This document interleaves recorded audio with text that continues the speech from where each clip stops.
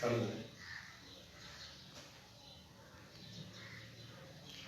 राम राम राम हरे हरे, हरे कृष्ण कृष्ण कृष्ण हरे हरे, हरे राम राम राम हरे हरे, हरे कृष्ण कृष्ण कृष्ण हरे हरे, हरे राम राम राम हरे हरे, हरे कृष्ण कृष्ण कृष्ण हरे हरे.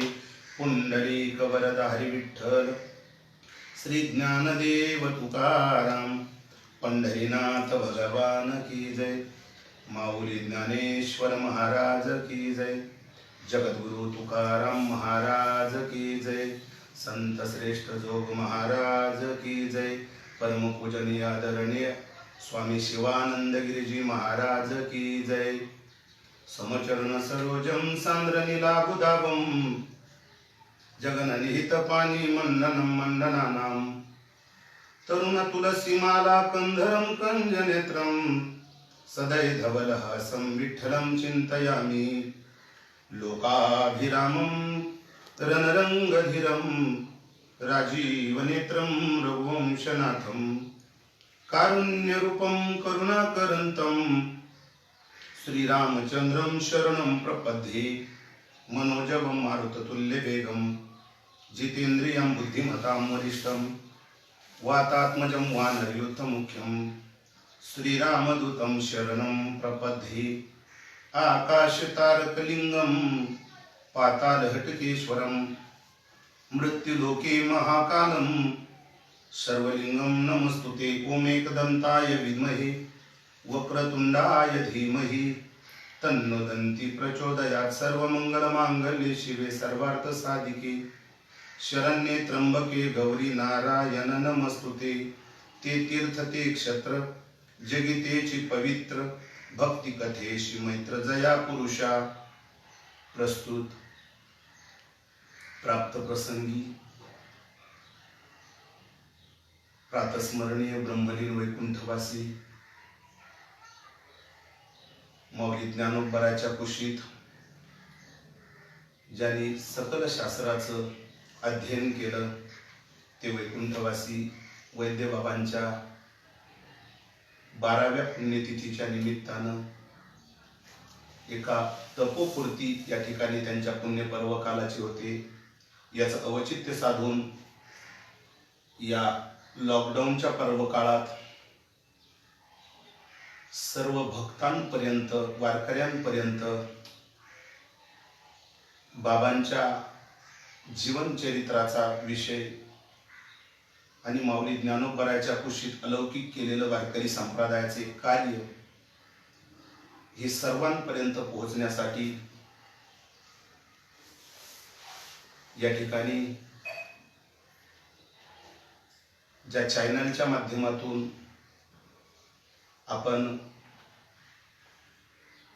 प्रवचन रूपी सेवेचं या ठिकाणी योगदान या ठिकाणी आपण करतो आहोत, ते नादब्रह्म फेसबुक चॅनल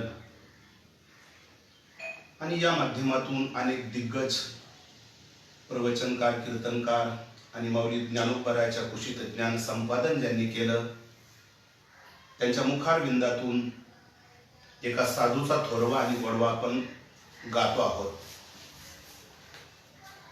तर या ठिकाणी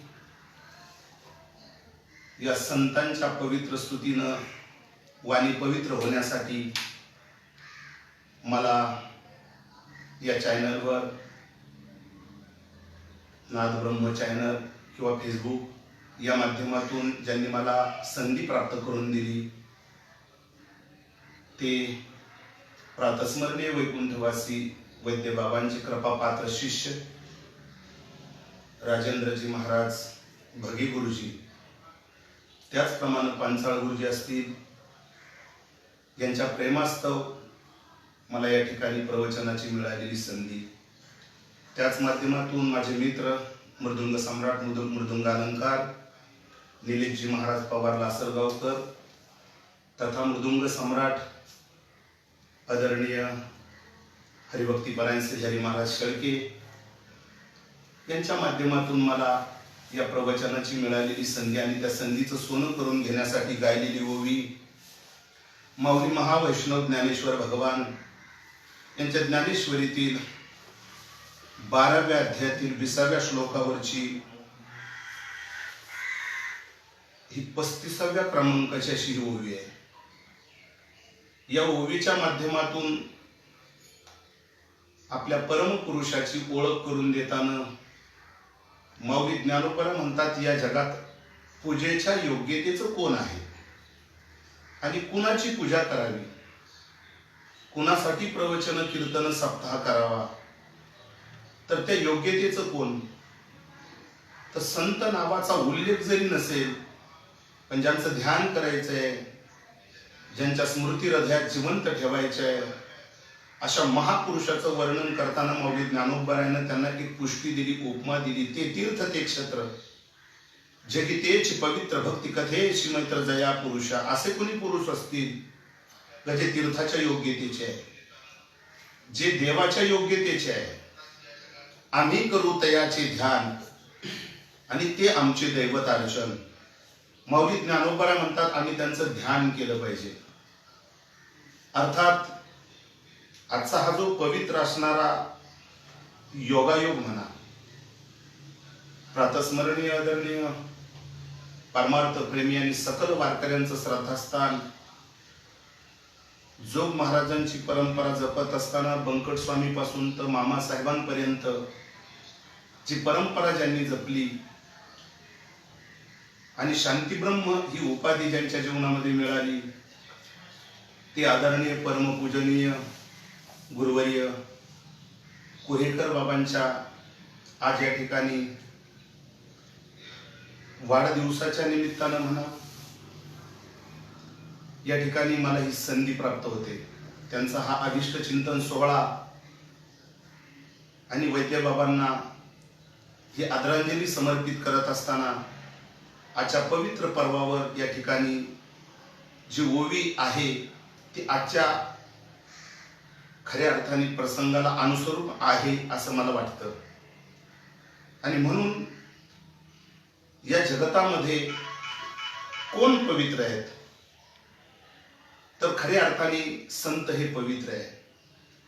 संत पवित्र असून त्यांना तीर्थाची उपमा दिली. अर्थात तीर्थ नेमकं काय करतं, तर तीर्थामध्ये पाप जातात. क्षेत्रात गेल्याच्या नंतर त्या क्षेत्राची किंमत जाणून घेण्यासाठी त्याची योग्यता लागते. पण संताकडे जात असताना अशा कुठल्याही गोष्टीची गरज भासत नाही. खट नट यावे, शुद्ध होऊन या जावे, हा भाव संताच्या जवळ आहे. किंवा जे खळांची व्यंकटी सांडो तया सत्कर मिरती वाढो, हे संतांचं व्यापकत्व आहे. आणि अशा पवित्र संताची स्तुती करून नेमकं काय मिळतं, तर संताच्या स्तुतीनं, संताच्या खऱ्या अर्थाने नामचिंतनानं आपली वाणी पवित्र होते. याच्याही पुढे जाऊन सांगायचं ठरलं तर संताची स्तुती केल्यानं 3 प्रकारच्या तापाचा नाश होतो.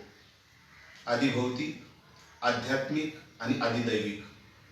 अशा त्रिविध तापानं होरपळलेल्या या जीवाला संताच्या स्तुतीनं, संत दर्शनानं त्यांच्या जीवनातले हे 3 ताप जातात असं शास्त्र सांगतं, असं संत वाङ्मय सांगतं. या सर्व गोष्टी आपल्याला बहुश्रुत आहेत, पण तरीही सुद्धा खरं तर हे संत व्यापक ठरले कसे? या संतांचे हा तपोपूर्ती सोहळा या ठिकाणी साजरा करत असताना, या संतांचं जीवनपट मांडत असताना त्यांचं अलौकिक कार्य या ठिकाणी 12व्या पुण्यतिथीच्या निमित्तानं आवर्जून ज्या महात्म्याचं गुणगान आपल्याला गायचं आहे, ज्या महात्म्याची स्तुती आपल्याला करायची आहे, त्यांची योग्यता काय असं जर म्हणत असाल तर जाळोनी संसार बैसलो अंगणी, हे जे तुकोबरायचं व्यापक कार्य आहे, तशी ही परंपरा जपणारे वैद्य बाबा असतील, आधी करून त्या परंपरेत, जोग महाराजांच्या परंपरेत, वारकरी संप्रदायाच्या परंपरेत स्वतःला झोकून दिलेले अनेक संत महंत असतील, यांच्या आठवणी ह्या अखंड वारकऱ्याच्या अंतःकरणामध्ये घर करून बसलेल्या असतात. अर्थात बाबा या पंचतत्वाचा देहाचा त्याग करून जरी गेले असतील, पण त्यांच्या आठवणी या मृदुंगाच्या माध्यमातून महाराष्ट्राच्या कानाकोपऱ्यात तळागाळातील व्यक्तीपासून तर प्रत्येक असणाऱ्या मानवाच्या अंतःकरणामध्ये त्यांच्या मृदुंगाचा आवाज, त्यांचे बोल हे आजही घर करून बसलेले आहेत. अनेक असणाऱ्या दिग्गज गुणवंत कलावंतांच्या अंतःकरणामध्ये बाबांनी जे स्थान मिळवलं आणि आळंदीमध्ये त्या व्यक्तीचं व्यक्तिमत्व म्हणजे त्यांचा आदरपूर्वक धाक आयुष्यभर जपला, त्या बाबांच्या जीवनपटाला उजाळा देण्यासाठी माझ्यासारख्या एका पामराला मिळालेली एक संधी आहे. आणि त्या संधीचं सोनं करून घेत असताना माऊली ज्ञानोबरायासारख्या संतांनी तुमच्या आमच्या जीवनाला दिशा देण्यासाठी न जाणू ही ओवी जी वापरली, तर या अशा परमपुरुषांच्या जीवनचरित्राचा उल्लेख करण्यासाठीच वापरले असेल असा माझा अंदाज आहे. माऊली ज्ञानोबरा म्हणतात, ते तीर्थ ते क्षत्र जगी तेची पवित्र, भक्ती कथेसी मैत्र जया पुरुषा. ज्या पुरुषांनी उभय आयुष्यामध्ये भक्ती साधना सोडून संसाराचा कुठल्याही प्रकारचा लेश अंतःकरणामध्ये त्याला जागा दिली नाही, अशा परम पवित्र असणाऱ्या या पुण्यात्म्यांचं सेवा करून अंतःकरणाला पावित्र्यता मिळते. म्हणून संत हे परीस आहे. संत एक परीस आहे. जीव हा लोखंड आहे. या लोखंडाला जर त्याच्या जीवनामध्ये जर सोनं करून घ्यायचं असेल तर त्यानं परिसाचा संग करावा. याच्याही पुढे जाऊन माऊली ज्ञानोबरा म्हणतात, ते तीर्थ आहे, ते क्षेत्र आहे आणि त्यांचं ध्यान केल्यानं आमची वाणी पवित्र होते. खऱ्या अर्थाने आमच्या जीवनाला एक दिशा मिळते. आणि असं दिशा देणारं एक तत्व माऊली ज्ञानोबरायाच्या कुशीमध्ये ज्यांनी अध्ययन केलं आणि उभ्या महाराष्ट्राला एक देण देऊन गेले ती मृदुंगाची. अर्थात बंकट स्वामीजींची ही परंपरा जपत असताना माऊली ज्ञानोबरायाच्या कुशीमध्ये या मृदुंगाची जी कला आहे, जी सरस्वती आहे, ती बाबांच्या हातात आहे, सर्वांगात आहे. एवढंच नाही तर जोग महाराज संस्थेमध्ये शिक्षण देत असताना त्यांनी काही विद्यार्थ्यांच्या जीवनामध्ये गीतेचा उपदेश केलेला आहे. म्हणजे नुसतं एकाच गुणानं परिपूर्ण नाही तर सर्वांगानं परिपूर्ण ज्यांचं जीवन आहे, त्यांच्या जीवनाचा जीवनपट मांडण्यासाठी अनेक कीर्तनकार, प्रवचनकार त्यांच्या पवित्र असणाऱ्या या वाणीने एका पवित्र असणाऱ्या महात्म्याची स्तुती करतायत. कितीही स्तुती सज्जनाची किंवा संताची केली तरी ती अपूर्णच असते. कारण ज्यांनी संपूर्ण आयुष्य या जगासाठी झोकून दिलं, कोण कुणाच्या पुण्यतिथ्या साजऱ्या करतं, कोण कुणाची स्तुती करतं, कोण कुणाला वंदन करतं, असं जर विचारत असाल तर ज्यांनी त्यांच्या जीवनामध्ये एक गुण चांगला जपला आणि ज्या गुणानं सर्व विश्वाचं मन जिंकलं ते संत असतात. म्हणून समाज कोणालाही डोक्यावर घेऊन नाचत नाही, कोणाचाही तपोपूर्ती सोहळा साजरा करत नाही. जगद्गुरु तुकोबर म्हणतात, तुमचाही सुगंध जर यावा वाटत असेल तर व्हावे वाटे जना आणि तुका म्हणे गुणा. जीवनामध्ये जगानं स्वीकारावं असं वाटत असेल तर तुमच्याकडे गुण असला पाहिजे. त्याच्याही पुढे जाऊन संत सांगतात, तुकोबराय सांगतात, नसावे ओसाळ आणि मग मानी ती सकळ. मग जग मानतं.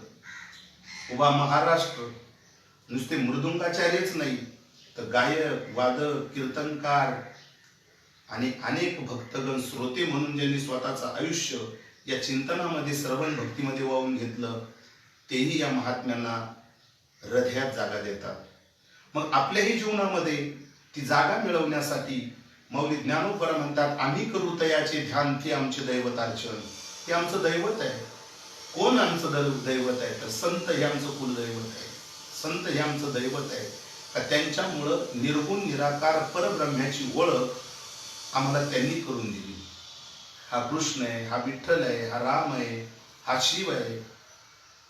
या संपूर्ण दैवतांची खऱ्या अर्थाने ओळख करून देण्यासाठी स्वतः त्यांनी ते अनुभवलं आणि केवळ या जगाला दिशा देण्यासाठी आयुष्य व्यतीत केलं. उजळा वया आलो वाटा, खरा खोटा निवाडा, किंवा येथे उपकारासाठी आले घर ज्या वैकुंठी.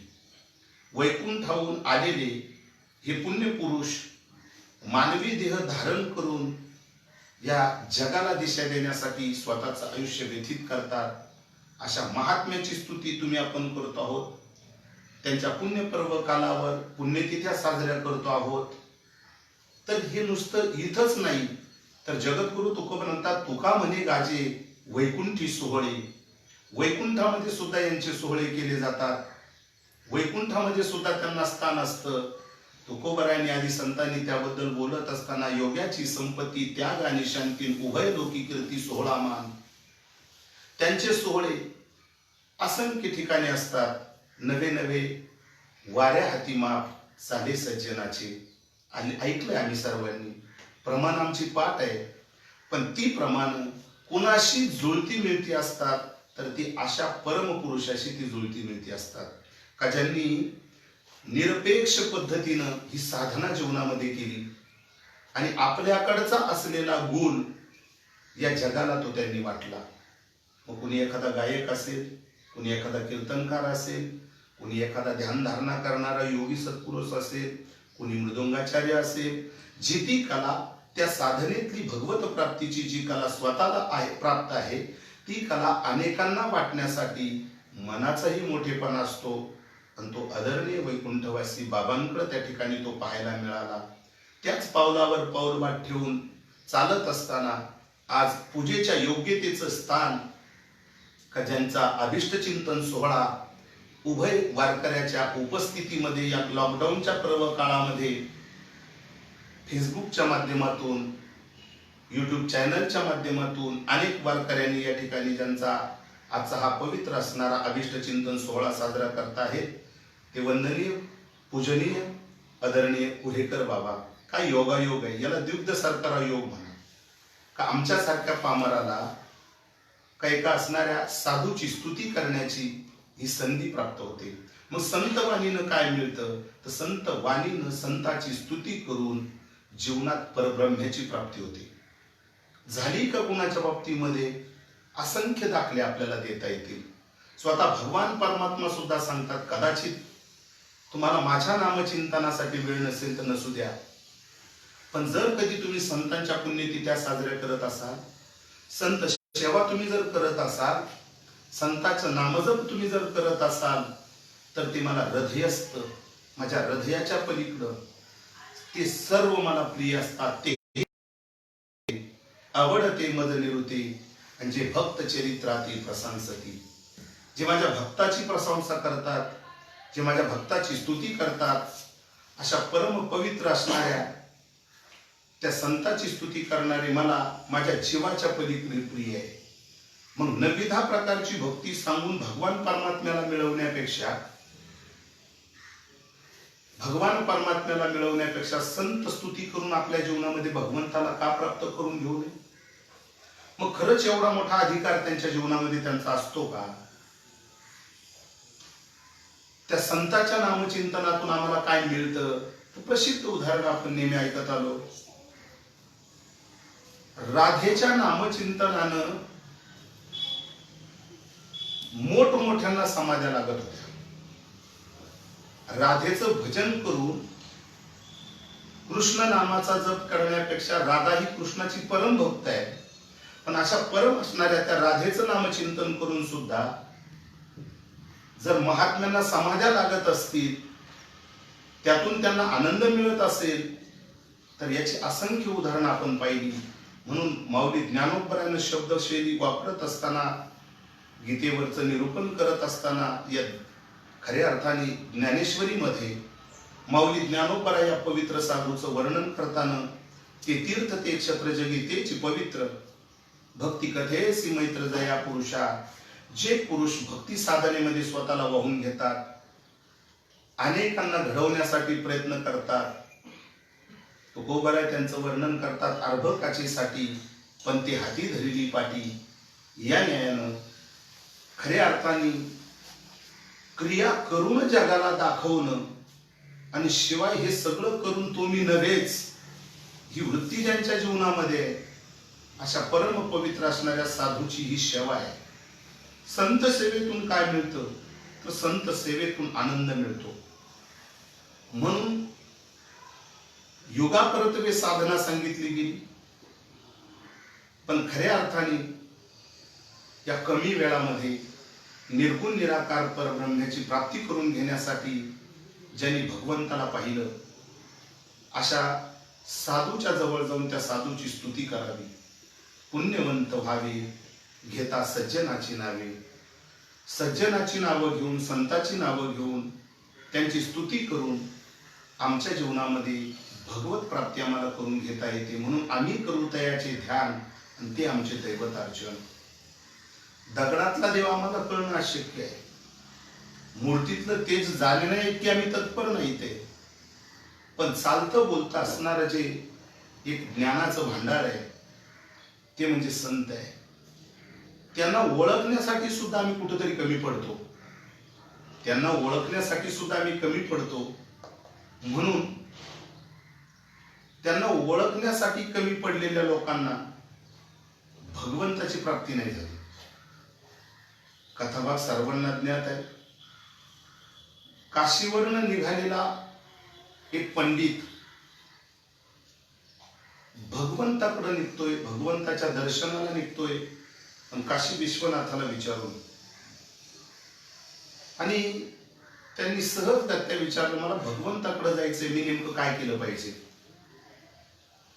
तेव्हा काशी विश्वनाथाने त्यांना पत्ता सांगितला, जर तुला भगवंताला ओळखायचं असेल तर अगोदर तुला साधूकडे जावं लागेल. साधूकडे जाण्याची गरज काय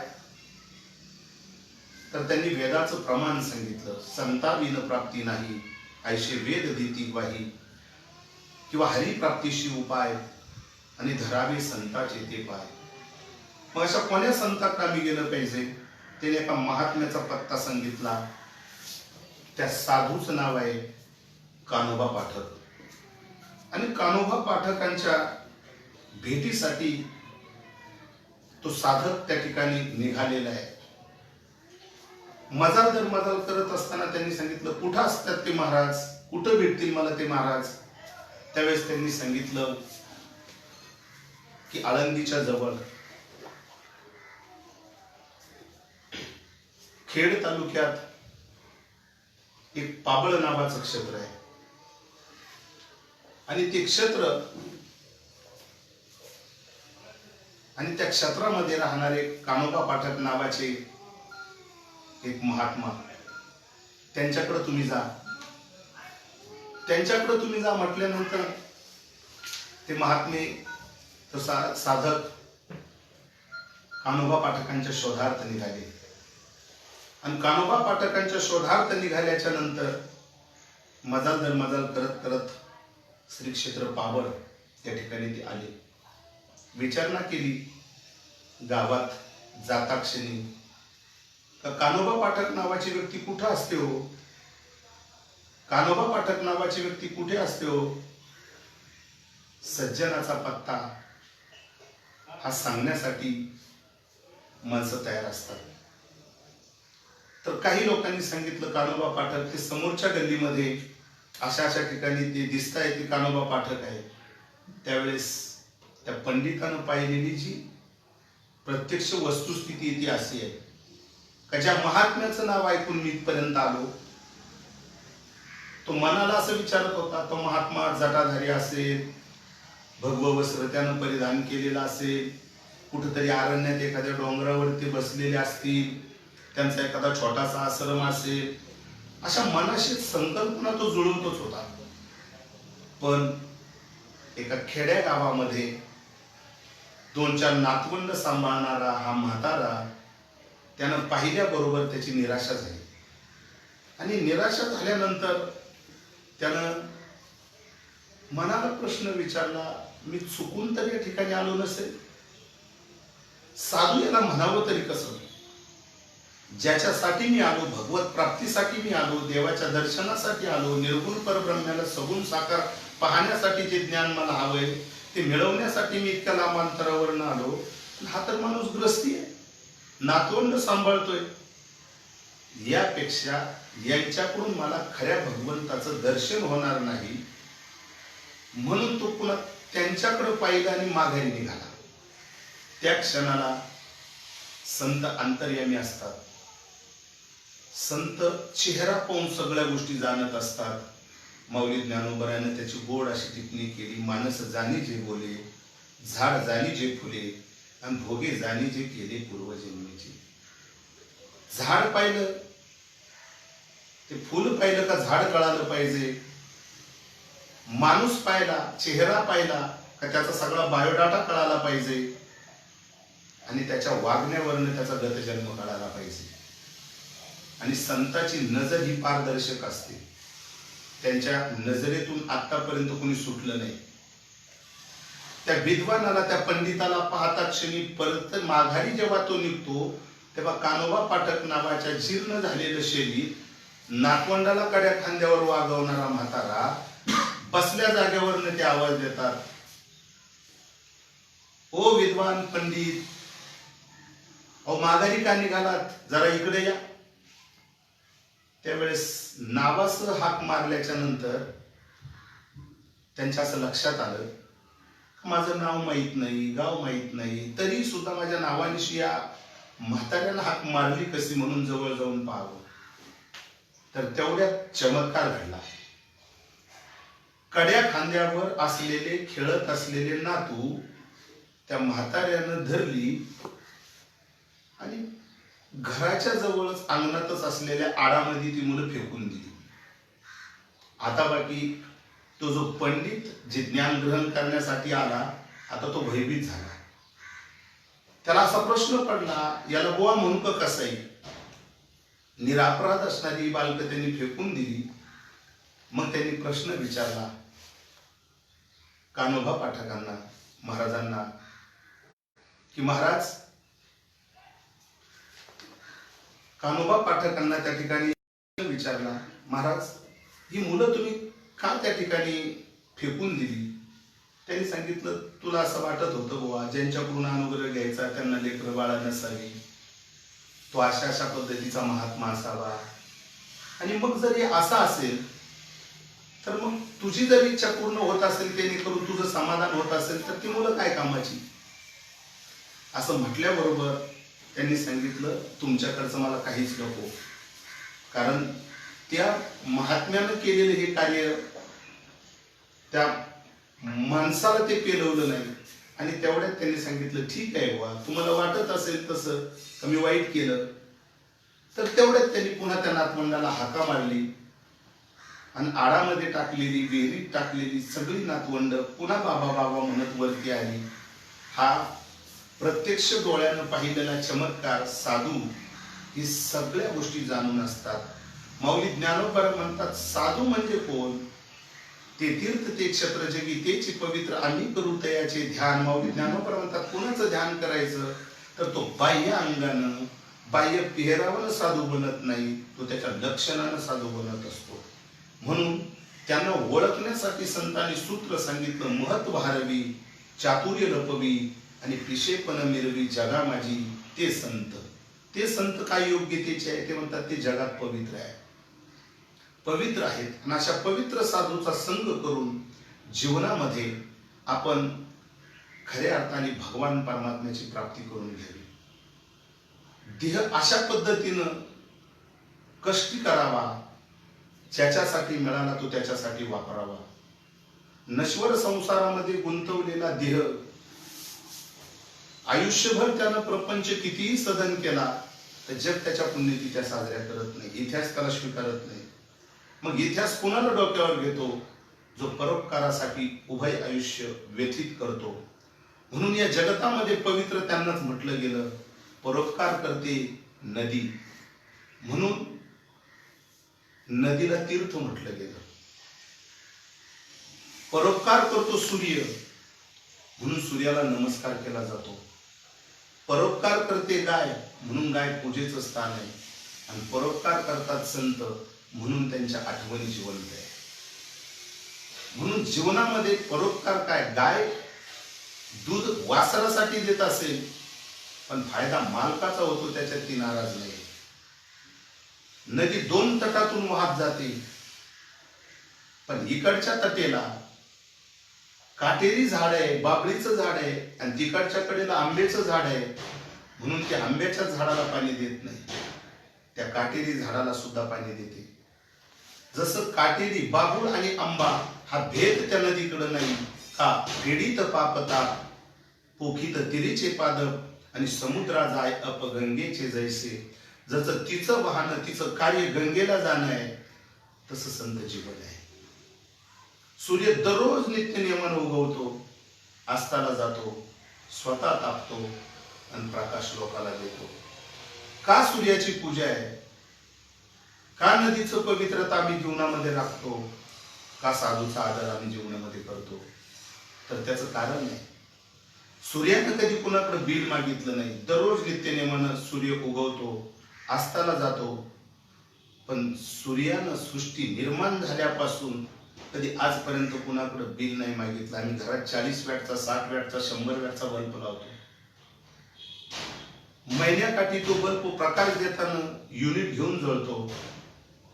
महावितरणचा एखादा माणूस येतो, तो आमच्या हातामध्ये बिल देतो, जळालेले युनिट, त्यावरचं भाडं भरलं नाही तर कनेक्शन कट. सूर्यानं कधी बिल नाही मागितलं. तसं संत या जगतामध्ये हा परोपकार करतात. संत कुणाकडे हात पसरत नाही, संत कुणालाही काही मागत नाही, आणि संत ज्या सानिध्यात आले त्याचं जीवन फुलवल्याशिवाय राहत नाही. मग संत जीवन कसं? संतांचं वर्णन करताना, त्याला पुष्टी देताना तुकोबा म्हणतात, चंदनाने बोरी व्यापी येल्या. हे त्यांचं जीवन आहे. जातिवंत चंदन जंगलामध्ये जेव्हा असतो तेव्हा बोरीच्याही झाडाला सुगंध आणतो, हा त्याचा गुण आहे. चंदन घासून घासून घासून घासून संपून जातो, स्वतः घासतो, पण शेवटपर्यंत तो श्वासच देत असतो, सुगंध देत असतो. तसं साधू जीवन हे सुगंधी आहे, सुगंधी आहे. मग आम्हालाही आमचा सुगंध यावा असं वाटत नाही का? वाटतंय ना, आम्हाला सुगंध यावा असं वाटतच. पण मग आमचा सुगंध काय येत नाही? तर त्याचं कारण असं आहे, तो सुगंध येण्या इतकी आमची तपसाधना नाही. उदाहरण सर्वांना ज्ञात आहे.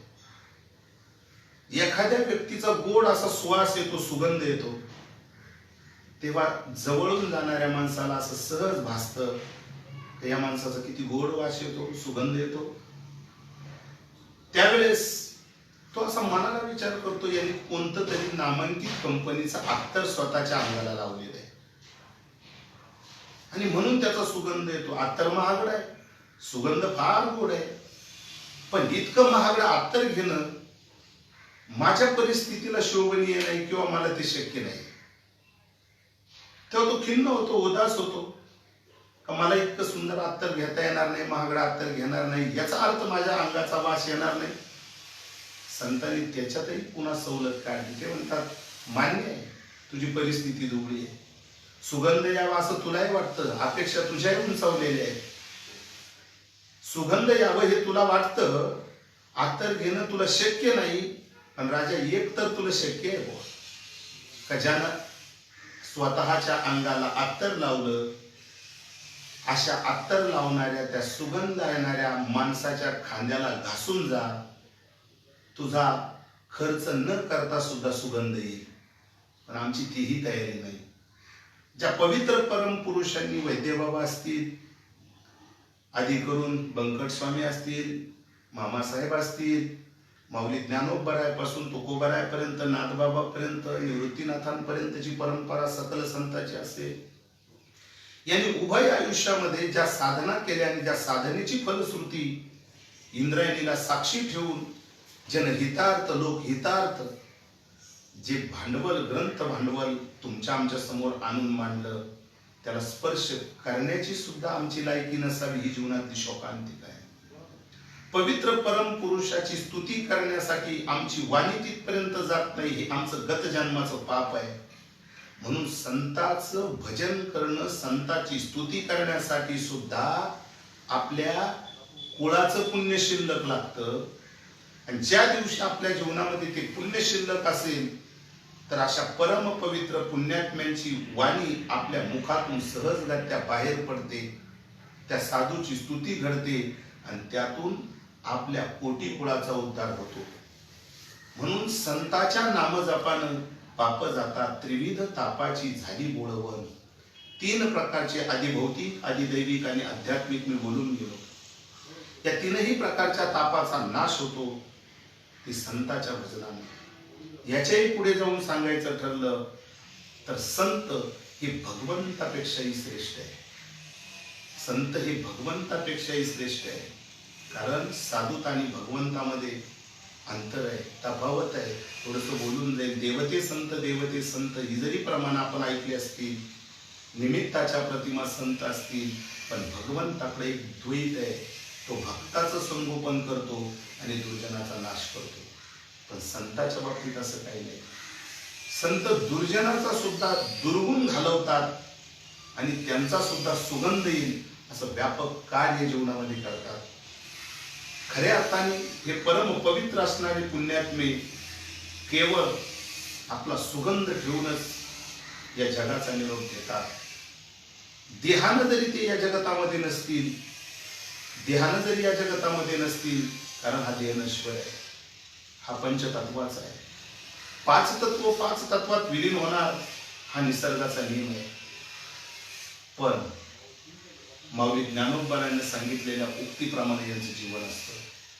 हरिपाठ नावाचा ग्रंथ वारकऱ्याच्या मुखारविंदामध्ये अखंड अविरत घर करून बसलेला आहे. त्यामध्ये माऊली ज्ञानोबांनी छोटासा दृष्टांत ठेवलेला आहे. दृष्टांत सर्वांच्या परिचित असेल, जाता जाता त्याची मी आठवण करून दिली. माऊली ज्ञानोबा म्हणतात, जीवनामध्ये माणसाचं जीवन असं असावं. कसं असावं? तुम्ही कापूर पाहिला, सर्वांनी पाहिला. गणेश चतुर्थीमध्ये, भगवान गणरायाच्या आरतीमध्ये, माऊलीच्या आरतीमध्ये, तुकोबरायच्या आरतीमध्ये, पांडुरंगाच्या आरतीमध्ये आपण अगरबत्ती बरोबर त्या ठिकाणी आरती करताना कापूर पेटवतो. तेव्हा तो कापूर आपण पाहिला, तो सफेद आहे, स्फटिकासारखा अगदी सुंदर दिसतो. पण त्या कापराकडे अगदी सुंदर गुण आहे. तो पेटवल्याबरोबर पेट घेतो आणि त्याचं कार्य आहे तोपर्यंत ती ज्योत अविरत टिकते. आणि त्याची पावर संपली का तो कापूर संपला का तो विझून जातो. हे दृश्य आपण सगळ्यांनी आपल्या डोळ्याला आपण पाहिलं. पण थोडासा त्याचा मनाला विचार करावा. हे दृश्य नुसतं पाहून नाही, त्याचा आत्मसात करावे. का तो कापूर विझला तर विझलेल्या कापराच्या जागेवर राख कापराची शिल्लक किती राहिली, असं जर तुम्हाला विचारलं तर तुम्ही त्याचं उत्तर असं गोड द्याल, महाराज, कापूर पेटवल्याच्या नंतर कापराची राख शिल्लक राहत नाही. मग कापराची राख ही शिल्लक राहत नाही. पण आस्तिक मताचा माणूस नाही, एखादा नास्तिक त्या मंदिरात जाऊ द्या जिथं कापूर पेटवलेला आहे, तो सहजगत्या त्या पुजाऱ्याला विचारतो, पुजारी बाबा, इथं कोणी कापूर पेटवला का? तेव्हा तो पुजारी त्याला विचारतो, बाबा कापूर पेटवलेला तू कसं ओळखलं? कापूर तर विझून गेलेला आहे. मग तो सांगत असतो, ज्योत जरी विझलेली आहे तसा सुगंध अजून याचा शिल्लक आहे. त्या सुगंधामुळे मी ओळखलं इथं कापूर कोणी पेटवला. माऊली ज्ञानोबा म्हणता, कापूराच्या वाती उजळल्या ज्योती आणि ठाईची समाप्ती झाली जैशी. म्हणजे माणसाच्या जीवनातला मृत्यू असा असावा का त्यानं काहीतरी जीवनामध्ये कार्य करावं. मरणाआधी सावध व्हावे, कीर्ती करून मरावे. जीवनामध्ये मरणाच्या अगोदर सावध व्हावे.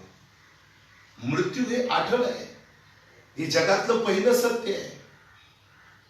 आणि ते सत्य जाणून संत त्याला न घाबरता एक अलौकिक कार्य या जगतामध्ये करत असतात. ते कार्य म्हणजे त्यांची कीर्ती. उत्तम कीर्ती त्यांची या जगतामध्ये शिल्लक असते. आणि ती कीर्ती म्हणजे त्यांचा सुगंध. ती कीर्ती म्हणजे त्यांचा सुगंध असतो. आणि तो सुगंध ठेवण्यासाठी आम्ही कुठेतरी कमी पडतो. संत बाकी आयुष्यातला एक एक क्षण तो चांगल्या कामासाठी वापरतात आणि आम्ही नश्वर संसार सजवण्यासाठी प्रयत्न करतो. जग सुखी होण्यासाठी प्रयत्न संताचे आहे आणि स्वतःची पोळी भाजवण्यासाठी संसार सदृढ करण्याचे प्रयत्न तुमचे आमचे आहे, संसारिक जीवाचे. मग या संसारिक जीवनामध्ये गुरफटलेली जी तुमच्या आमच्यासारखी पामर माणसं आहे, ज्यांच्या डोळ्यावर कुठंतरी एक विषयाची धुंदी आहे, अशा लोकांना यातून अलिप्त करण्यासाठी इंद्रायणीच्या साक्षीनं माऊली ज्ञानोबरायाच्या कुशीमध्ये अनेक असणाऱ्या बाल कीर्तनकारांच्या, मृदुंगाचार्यांच्या, गायक वादकांच्या जीवनाला एक दिशा देण्यासाठी एक आध्यात्मिक विकासाचं केंद्र आणि अशा पवित्र असणाऱ्या भगवान सिद्धेश्वराच्या साक्षीनं स्वतःचा देह केवळ भगवत चिंतनासाठी ज्या महात्म्याने वापरला, त्या महात्म्याच्या आठवणीला उजाळा देण्यासाठी हे सगळं काही प्रवचन सत्संग हा खऱ्या अर्थाने नागब्रह्म चॅनलच्या माध्यमातून आपण ऐकतोय. हजार असणारे बाबांवर प्रेम करणारे, वारकऱ्यांशी प्रीती जोडलेले आणि प्रत्यक्ष या अलंकापुरीमध्ये प्रत्यक्ष असणारी ही वैकुंठ भूमी, संतांची भूमी, या पवित्र असणाऱ्या भूमीवर प्रेम करणारे अनेक असणारे वारकरी प्रत्यक्ष या ठिकाणी या चिंतनाचा लाभ घेत आहेत. मग आमच्याही जीवनामध्ये समाजाने आमची स्तुती करावी, ती योग्यता आमच्या जीवनात आम्हाला प्राप्त व्हावी, आम्हालाही तीर्थाची उपमा मिळावी, आम्हालाही क्षत्राची उपमा मिळावी, आमचंही ध्यान मनन कुणीतरी करावं. याच्यासाठी काय करावं? याच्यासाठी एकच करावं, मिळालेलं आयुष्य ज्यानं दिलं त्याच्यासाठी वापरावं. जेणे हा जीव दिला दान, तयाचे करील चिंतन. चिंतनातून होईल काय तर चिंतने चिंतने तद्रुपता. केवळ ती अवस्था जीवनामध्ये प्राप्त होईल. पंचतत्वाचा देह संपला तरी भगवान परमात्म्याच्या दरबारामध्ये आमचं खातं खोललं जाईल. याच्यासाठी प्रत्येकानं प्रयत्न करावे. मुनी संत योगी जपी तपी ज्या मार्गाने गेले त्या मार्गाने आपला प्रवास असावा. मार्ग दावून गेले आधी दयानिधी संतती येण्याची पंथे चालू जाता. या मार्गाने जर जाल तर यशाचं शिखर आपल्या जीवनामध्ये आपण नक्कीच चढून जाऊ शकतो. त्या योग्यतेच्या आपण होऊ शकतो. पण कधीतरी क्षणभर बसून परोपकार हा आमच्या जीवनामध्ये असला पाहिजे. आणि एक दिवस मला जायचं आहे.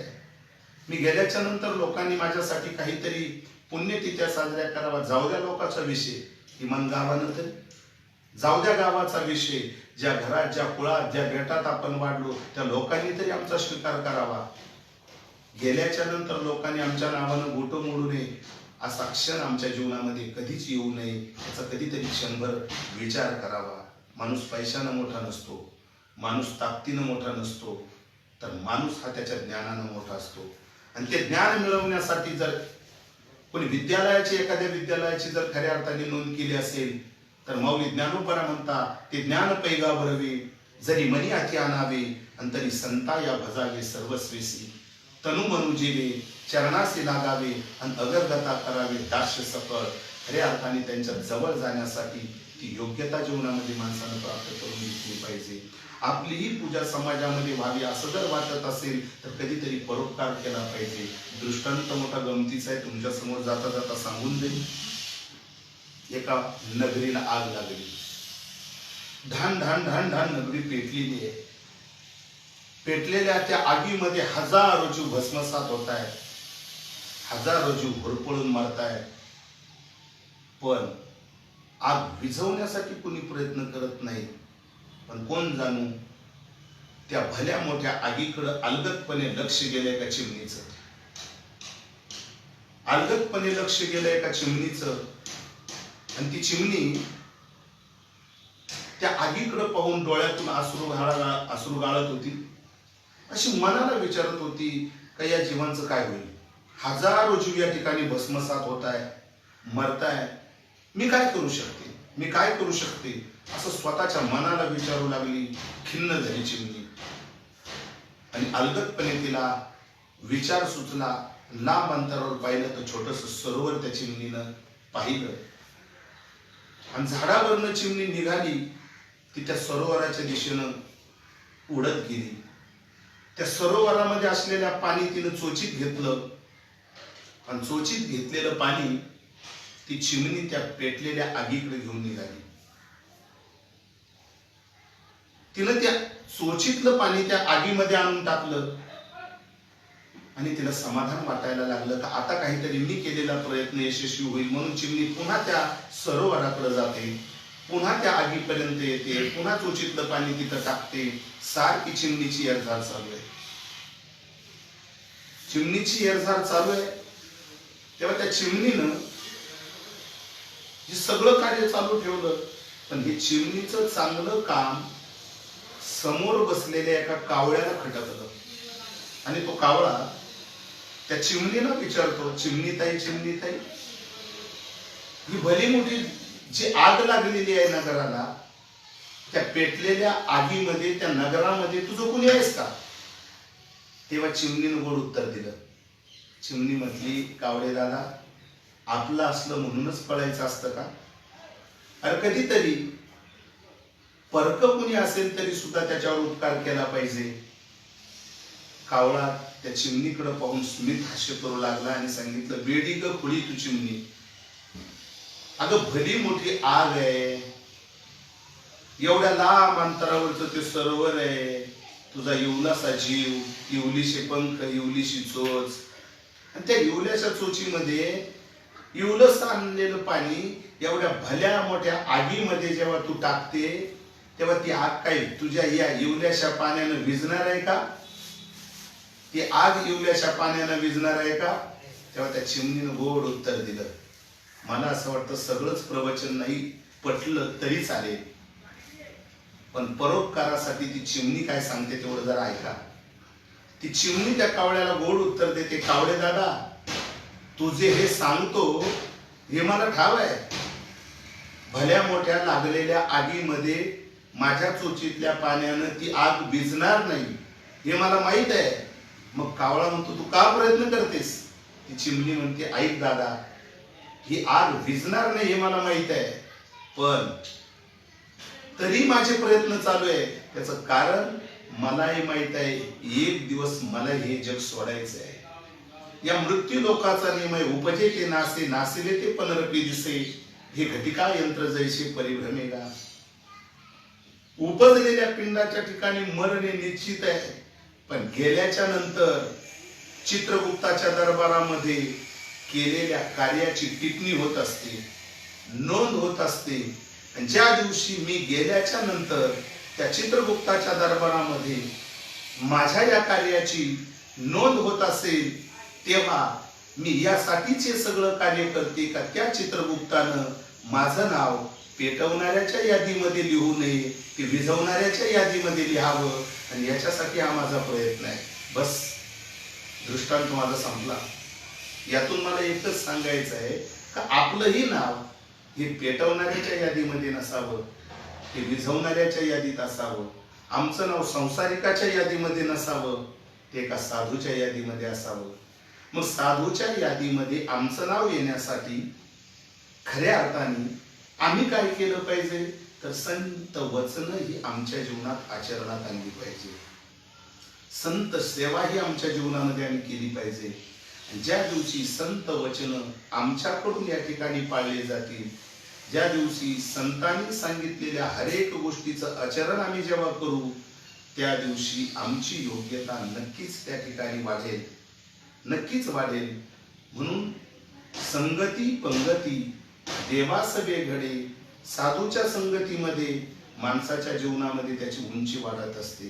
दृष्टांत जुन्या लोकांचा आहे, दृष्टांत जुन्या लोकांचा आहे. खरं तर दृष्टांत आपण ऐकलेला आहे, पेढा सर्वांनीच पाहिला, पेढा सर्वांनीच पाहिला. पेढा हा गोड असतो आणि पेढ्याचा भावही तुम्हाला माहिती आहे. 100 रुपये पावशेर पासून तर 250 रुपये पावशेरापर्यंत पेढ्याचा भाव आहे. किंमत वाढते, पण तो पेढा ज्या कागदामध्ये बांधून दिला जातो त्या कागदाची, त्या रतीची किंमत काहीच नसते. रती आज तर भले 5-25 रुपये किलोनं जात असेल आणि पेढा 500 रुपये किलोनं जातो, पण जेव्हा ती रद्दी त्या पेढ्याचा संग करते, जेव्हा तो कागद त्या पेढ्याचा संग करतो, तेव्हा काट्यात टाकल्याच्या नंतर त्या कागदाचंही वजन पेड्याच्याच किमतीत होत असतं.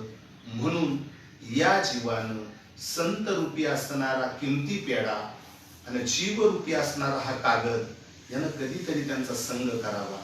आणि तो संग ज्या दिवशी तुम्ही कराल त्या दिवशी तुमचं जीवन हे खऱ्या अर्थाने फुलून जाईल. निर्भय सुखाचा आनंद जीवनामध्ये तुम्हाला त्या ठिकाणी खऱ्या अर्थाने पाहायला मिळेल. आणि तो आनंद आपल्या जीवनामध्ये आपल्याला मिळवून घेण्यासाठी, तो आनंद जीवनामध्ये उपभोगण्यासाठी आपण सदोदित अखंडित प्रयत्न या ठिकाणी केले पाहिजे. म्हणून अनेक गोष्टी संत परचिंतनातून मांडता येतील. कोण संत? संताचं व्यापक कार्य काय? तर संताचं कार्य हे केवळ परोपकारासाठी असतं. आणि ज्या दिवशी आपण परोपकार आपल्या जीवनामध्ये करू त्या दिवशी आपल्या जीवनातली उंची 100% वाढत असते. म्हणून आपल्याला नाही कुणाचं चांगलं करता आलं, नाही कुणाचं चांगलं करता आलं तर किमान आपल्या हातून वाईट तरी कुणाचं होऊ नये. म्हणून संत महात्म्याने जीवनाची एक कला तुमच्या आमच्या समोर मांडली. आणि ते संत आपल्याला सांगतात, एरवी आपण ऐकत आला, भला किसी का कर न सके तो बुरा किसी का मत करना. भला किसी का कर न सके तो बुरा किसी का मत करना. पुष्प नहीं बन सकते तो तुम काटे बनकर मत रहना. दुसऱ्याच्या जीवनामध्ये फूल बनून आपल्याला सुगंध देता येत नसेल तर नका देऊ, पण दुसऱ्याच्या रस्त्यामध्ये काटे बनून आडवे होऊ नका. नक्कीच आपल्याही जीवनामध्ये संधीचं सोनं होईल. म्हणून अशा पद्धतीनं ज्या संतांनी त्यांच्या जीवनात संधीचं सोनं करून घेतलं, अशा महात्म्यांच्या जीवनामुळे ज्यांच्या जीवनाला दिशा मिळली, असे हजार गुणवान कलावंत गुणीजन महाराष्ट्राच्या कानाकोपऱ्यात आहे. त्याचं सर्वस्व श्रेय जर कुणाला जात असेल तर या वारकरी संप्रदायातील आराध्य जे काही संत झाले, जे महात्मे होऊन गेली, ज्यांनी समाजासाठी आपलं सर्वस्व योगदान त्या ठिकाणी कुठल्याही प्रकारच्या फलाची अपेक्षा न करता खऱ्या अर्थाने जोग महाराज शिक्षण संस्थेमध्ये अविरत कार्य केलं, अशा या महात्म्याच्या स्मृतीला उजाळा देत असताना, त्यांच्या आठवणी जिवंत ठेवत असताना पुनश्च एक वेळेस प्रातस्मरणीय आदरणीय त्यांचे कृपापात्र असणारे शिष्य आदरणीय राजेंद्रजी महाराज भगी गुरुजी यांनी खऱ्या अर्थाने मला दिलेली ही संधी, त्या संधीचं सोनं करून घेत असताना या ठिकाणी बाबांचं खऱ्या अर्थाने गुणगान गात असताना मी जर कुठे कमी पडलो असेल तर तो माझ्या बुद्धीचा दोष आहे. आणि जे काही मला मिळालं ते व्यापक तत्व, ज्यांनी गोदावरीच्या पवित्र तटामध्ये 12 वर्ष कठोर तपसाधना केली, ते श्री श्री स्वामी शिवानंद गिरीजी महाराज, 1008 महामंडलेश्वर स्वामी शिवानंद गिरीजी महाराज, क्षत्र मंजूर, अशा साधू महात्म्यांच्या संगतीमध्ये मिळालेला लाभ आणि त्या योगी प्रातस्मरणीय ब्रह्मलीन वैकुंठवासी वैद्य बाबांचे खऱ्या अर्थाने स्तुती आणि त्यांचं चरित्र या ओवीच्या माध्यमातून तुमच्या समोर मांडण्याचा सहयोग या ठिकाणी मला प्राप्त झाला. म्हणून या ठिकाणी गायलेली ओवी ते तीर्थ ते क्षत्राचे गीतेची पवित्र भक्ती कथेची मैत्र जया पुरुषा आम्ही करू तयाचे ध्यान आणि ते आमचे दैवतार्चन. अनेक गोष्टी बोलण्यासारख्या झालेली सेवा जोग महाराजांच्या चरणी, गुरुवर्यांच्या चरणी, जाणकार सर्व महाराज मंडळींच्या चरणी, श्रोतृवर्गाच्या चरणी आणि या ठिकाणी सेवा समर्पित करतो. पुनश्च एक वेळेस या ठिकाणी नाद ब्रह्म फेसबुक चॅनलच्या माध्यमातून या ठिकाणी जी संधी प्राप्त झाली, अशीच वेळोवेळी संधी प्रासंगिक आमच्याकडे त्या ठिकाणी प्राप्त व्हावी अशी सदिच्छा माऊलींच्या चरणी त्या ठिकाणी व्यक्त करतो. आणि भगवान श्री गणेशाच्या चरणी सेवा समर्पित करून वाणीला पूर्ण विराम देतो. पुंडलिक वरदा विठ्ठल, श्री ज्ञानदेव तुकाराम, पंढरीनाथ भगवान की जय, माऊली ज्ञानेश्वर महाराज की जय, जगद्गुरु तुकाराम महाराज की जय, संत श्रेष्ठ जोग महाराज की जय. विठ्ठला पुंडलिक वरदा विठ्ठल, श्री ज्ञानदेव तुकाराम, पंढरीनाथ भगवान की जय.